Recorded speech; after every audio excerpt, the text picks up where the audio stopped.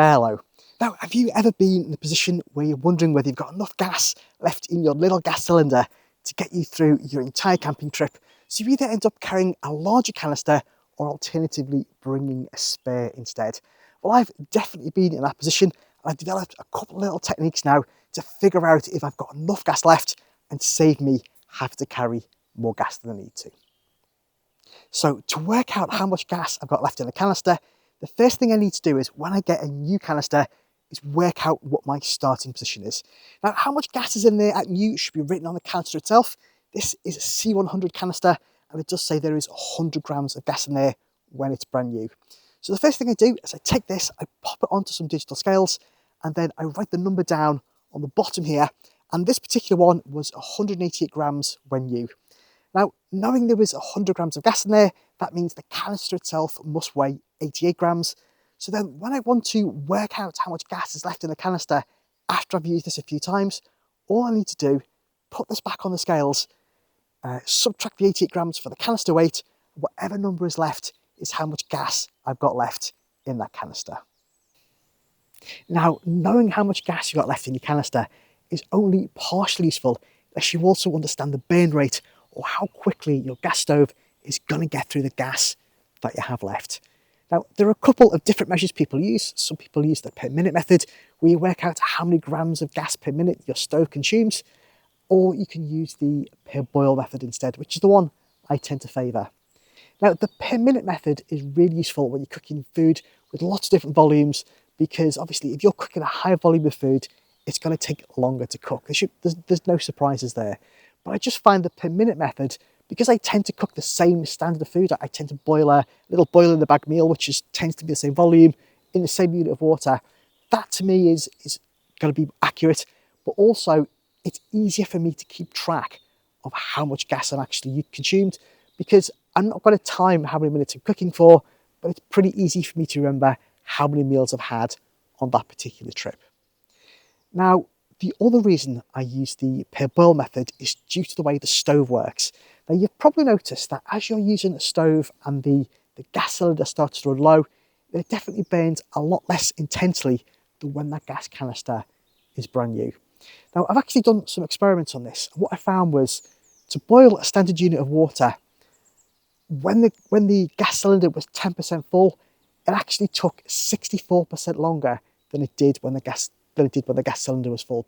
So there's a lot of variance there, which makes it very easy to overestimate how much cooking ability you have left if you're using that per minute method. When I did the same thing with using the per boil method, I found the variance was only 7.6%.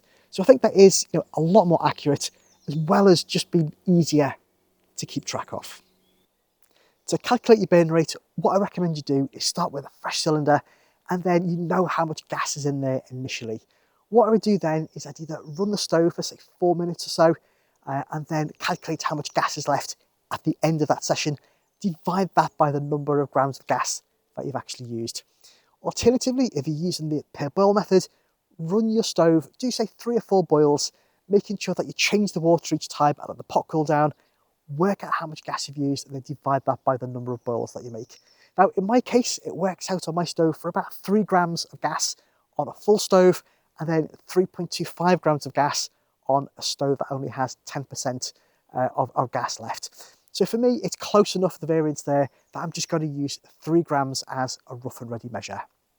Now, that sounds like it's all very scientific, but I wouldn't recommend planning this down to the last gram when you're out camping.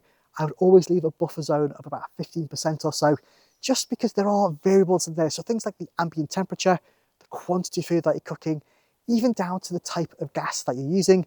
So do just make sure that you've got a little bit of buffer there, just in case, but it doesn't need to be a whole canister.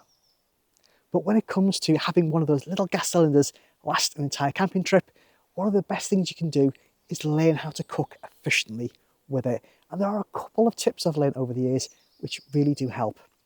The first one is only use the minimum amount of water that you need to.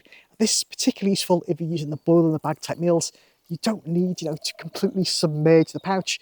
Just a cupful of water is enough in order to actually heat that meal through. It will heat through. The second thing is to only run the stove for a shorter time as possible. And so I'd avoid foods like dried pasta or rice where you do need to simmer it for a long time.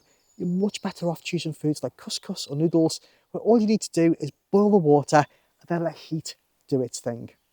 Now, letting heat do its thing is another really interesting point. When you've got a stove like this, which this is like I call it the jet pearl type. This is actually a Primus Etta Solo. Brilliant stove, this one. These are very, very efficient at boiling water very, very quickly. So quickly, in fact, that you will boil your water. If you take your pouch of food out straight away, the food inside will still be cold. But what a lot of people do, which you don't need to, is they'll continue running the stove for like 4 minutes or so, 4 or 5 minutes, in order to make sure that the pouch is heated through. And you don't need to.